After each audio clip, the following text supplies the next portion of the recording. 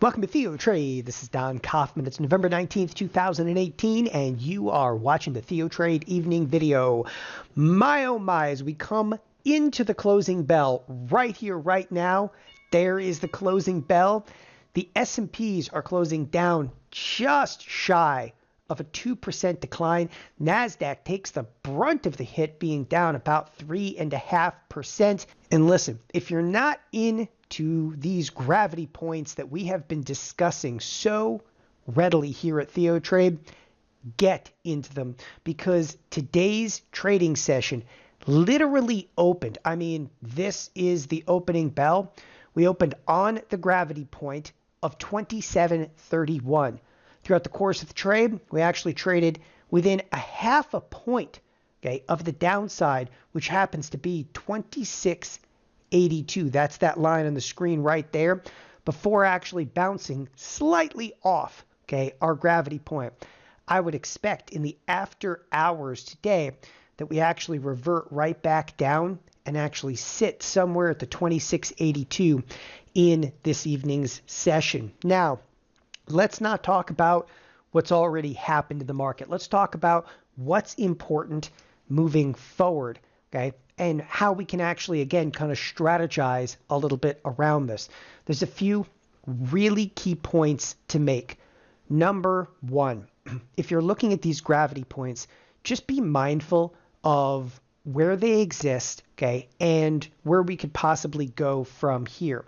So to the downside, we have approximately 26.26. Again, that relates to the S&P E-mini futures, and that has been, again, a key level within inside of the S&Ps. And again, these gravity points, this is not about, again, some all-knowing, all-seeing Fibonacci, nothing like that. This is where trading firms have massive amounts of concentric risk, and through a regression analysis, we've been able to identify many of these specific levels. Below the 26.26, we have 25.75. Below that, there's nothing. When I say there's nothing, we haven't traded down there in nearly 18 months. So effectively, we don't have any gravity points below the 25.75 because it's all about trade. It's all about order flow. Now, let's actually get down to it. The next thing I want to bring up, okay, isn't so much that the S&P sold off over here. Let's actually tune in for a second to the SPX. All right, why are we going to the SPX? Because we've hit the edge of the expected move today. For those of you that tuned in to the weekend video, the expected move, okay, for the entire week was $47. Now remember, that's $47 higher or, okay, $47 lower. And when we talk about like expected move, this is a probability of expiring. And there's a strong occurrence that even if you trade down, way down here, for instance, at 26.40, that we actually revert right back into the expected move by week's end. However, anytime, and this is critical, anytime we get right to the outer cusp of that expected move, we can get a situation, okay, whereby if the market trades outside the expected move, it'll force algorithms to sell into it and actually start to spiral the market to the downside. It's precisely what we saw last week. I mean, to a T. And last week, we did start to spiral out of control, only to see a hideous, okay, reversal and right back into the expected. This week, though, again, we kind of sit on pins and needles. And the reason I say that, this is not, to do with, my own bearishness, nothing like that. It has everything to do with some of the activity that I saw today inside of the S&P futures. One thing, and you really got to respect this, the S&P futures, okay, I know we're coming into a holiday week, but they just traded down over 2% at times today. They didn't even do 2 million contracts. You're like, who cares? I don't necessarily look at that kind of stuff. The S&P futures just had, okay, at the depths of it, a 60-point move to the downside, okay, and they didn't even crest over 2 million contracts. They yawned at today's move, right? It doesn't bode well for the future of the marketplace. When you're seeing the markets on fire to the downside, you want to see some intensity. You want to see some fear, okay? You got to feel the fear in the marketplace. We're nowhere near that today. And I'll actually display just that. If you take a look at the VIX is up what? On a whopping 11% today. Laughs in the face of risk. And I'll tell you exactly why. we've seen this movie before. Go back over to the S&P futures. When I say we've seen this movie before, okay, I'm just saying, listen, this risk was on the table just a few weeks ago. So what? The second time around, it doesn't look so cool, right? Doesn't look so scary.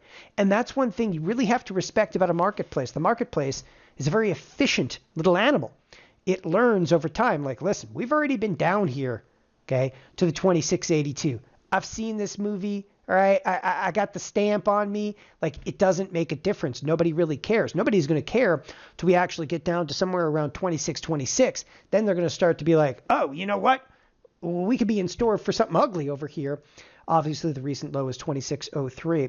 However, again, I caution you, you don't like to see big, hideous sell-offs, okay, when the liquidity isn't necessarily there. All right, to move forward with that, there's another really kind of disconcerting area. Let's go to the financials. The financials did not, in any way, shape, or form, participate in the sell-side activity. Okay? Now, I've seen some crazy stuff in my trading career, but I don't think I've ever seen the S&Ps down 50 handles with the financials massively unchanged. Why do I care about that? Because the marketplace is not displaying correlation. The marketplace is not displaying correlation, which effectively means a bottom. Are you kidding me? You can't be at a bottom.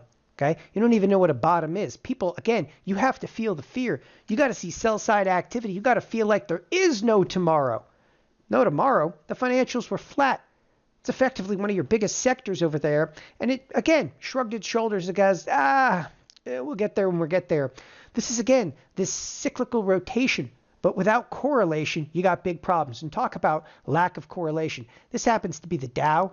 Okay, the advanced decline line, it's 9 to 21. It's 30 stocks in the Dow. But wait, there's more.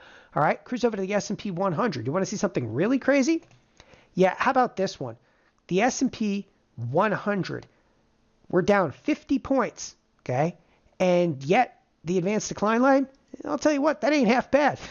I mean, you would look at this advanced decline line, you think to yourself, okay, it's not that bad. And you realize, wait a second, if the market were to correlate itself, meaning that 100 products, okay, if 100 products were to the downside, or for instance, it was a 90-10 advanced decline line, how bad would the S&P futures be then? Okay, you need to question that, because to be able to gauge risk moving forward, if you can't see past, okay, the correlation, or in this case, the lack thereof, you got problems. You got big problems, because the beast, okay, is about to sneak up behind you, and you have no idea. 33 advancers in a day where the S&Ps are down 50. This market correlates. The S&Ps are easy down 100, 120. Okay, that is what's getting a little bit crazy out there. Okay, so we don't see participation of the VIX. We don't see participation of the financials. We trade directly to a gravity point. Again, we miss it by a half a point. Now, strategy-wise, what are we going to do? Well, we highlighted a couple of positions over the weekend. Number one, we've been short Microsoft. It's paying us nicely today. Number two, we've been talking about what we call the deconstruction of the Dow, okay? Specifically of Boeing. Pull up Boeing on a 3-year chart. It's on, people. Boeing is finally starting to come apart at the seams, and we're at a really kind of key threshold. This 320, I mean, hey, listen, we're there. We're home. Breaking below 320. Come on, Boeing could drop another 100 points, okay, before it really starts to catch anybody's attention as in quote-unquote trouble at this point. Boeing is still up 8%, but has entered here, again, it was up 32%, now only up 8%. It's entered kind of that quintessential, like, are we in a bear market? Everywhere we look, from Boeing, okay, to what? Apple, okay? We're talking mega market cap over here, to Amazon, to Facebook, to Google. By the way, speaking of Google, this thing is down now, year to date, 4%. We're talking bear market, check, bear market, check, bear market, check. And yet the S&Ps, lo and behold, are still hanging in there. Okay? Do not listen to the background noise and all the rhetoric. The only thing you really need to listen to are levels. Recognize the volatility. Recognize some of the dangers. Now, moving forward, okay, there are certain sectors that are not playing into the sell side activity at all. I think it's imperative that we start to look at the idea of being a little bit long, a little bit short. Now, some of the longs, okay, we're going to go in here. We're not per se going to bottom fish, but we're going to use things like in-out spreads in stocks that have been absolutely annihilated. Things like Google, okay? What are we going to do? All we're going to do is play for a bounce. We're going to look, okay, at something that looks and feels like a bottomless pit, all right? And we're going to look for a bounce trade. And those bounce trades, what we're going to do is we're going to use in-out spreads, and we're going to use duration of about a month. And these in-out spreads don't get cute, don't get caught looking for a big move, and definitely don't get caught long a $1,000 product. When Google starts to approach right around the 1,000 level, again, we're just going to step in and use things like $5 wide spreads. And again, these $5 wide spreads can do a whole lot of damage with a $5 or $10 wide spread if positioned effectively. And I can't stress this enough, okay?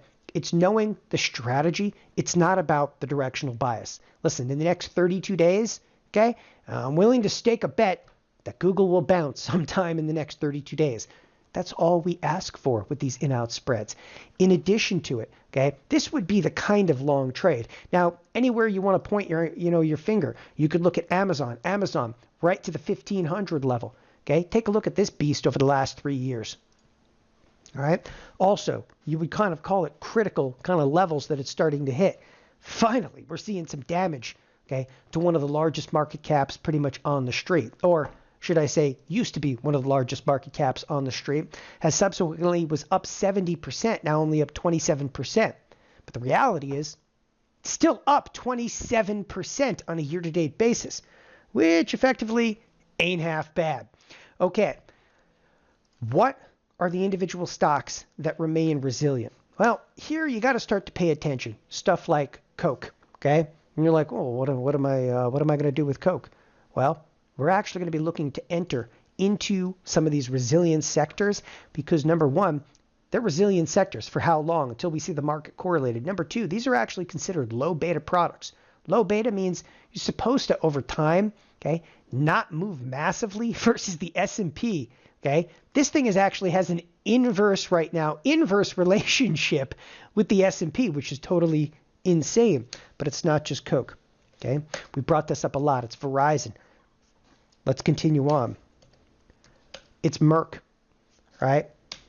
It's Procter & Gamble, which actually looked like it had kind of a key reversal in today's trading session, okay? It's J&J, all right? The markets right now are looking for places to hide, okay? I mean, they're literally, this is duck and cover kind of stuff. It's Aetna, it's healthcare, okay? It's things like McDonald's. I've been talking about this quite a bit, McDonald's lately. And why I'm bringing these up and trying to show you numerous, different products, because I believe most of them, they're going to fall into the same exact category as Walmart. Walmart was also exploding up until they actually rotated out of this particular sector. By the way, that was prior to their earnings announcement. Okay. Tomorrow, there's a lot more retailers coming out with earnings. You've actually got earnings from Target. You've actually got earnings from Lowe's tomorrow. A few other retail stocks that are on the docket. But again, look to the underlyings I just brought up for opportunity, because we believe that they're all eventually going to fall in the same kind of categorical rotation as something like a Walmart, that we're exploding to the upside. Look at Walmart, then look for a second at Coke, okay? And tell me again, it's not a cyclical rotation. This is algorithms on the bid that'll actually reverse this, okay, and create some spectacular opportunity. With that, I want to thank you for joining us here at TheoTrade. Have a wonderful evening. Bye-bye.